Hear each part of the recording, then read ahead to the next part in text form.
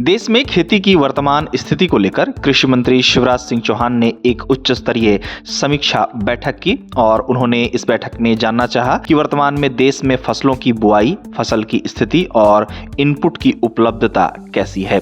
कृषि मंत्री को इस बैठक में अधिकारियों द्वारा इन सभी चीजों की जानकारी दी गई। बैठक में कृषि मंत्री को देश में कुल खरीफ बुआई क्षेत्र 2024-25 में 1114.95 लाख हेक्टेयर से बढ़कर 1121.46 लाख हेक्टेयर पहुंच जाने की जानकारी दी गई। बैठक में कंद के रकबे में भी बढ़ोतरी की बात कही गई, जहां बताया गया कि देश में प्याज की बुआई 2024-25 में 3.62 लाख हेक्टेयर से बढ़कर 2025-26 में 3.91 लाख हेक्टेयर हो गई है, जो कि 0.29 लाख हेक्टेयर की वृद्धि है। इस तरह देश में प्याज के उत्पादन में साल दर साल लगभग 8.01% की वृद्धि की जानकारी कृषि मंत्री को दी गई। वहीं आलू की बात की जाए तो बताया गया है कि देश में आलू की खेती में 0.35 लाख हेक्टेयर की बढ़ोतरी हुई है। इसी तरह देश में टमाटर का रकबा 1.86 लाख हेक्टेयर बढ़कर 2.37 लाख हेक्टेयर पहुंच गया है। कृषि मंत्री को बताया गया कि इन सभी फसलों की बुआई सही समय से तय लक्ष्य के अनुरूप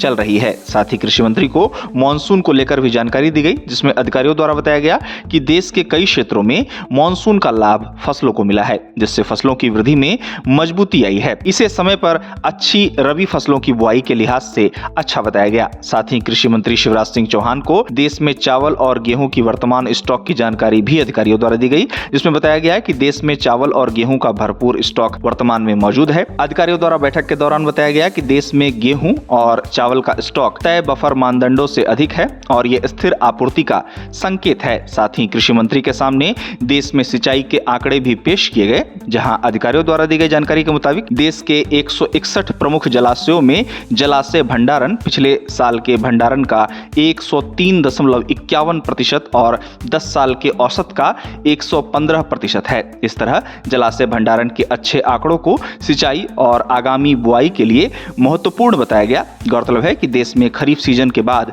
रबी सीजन की बुआई में किसान जुट रहे हैं।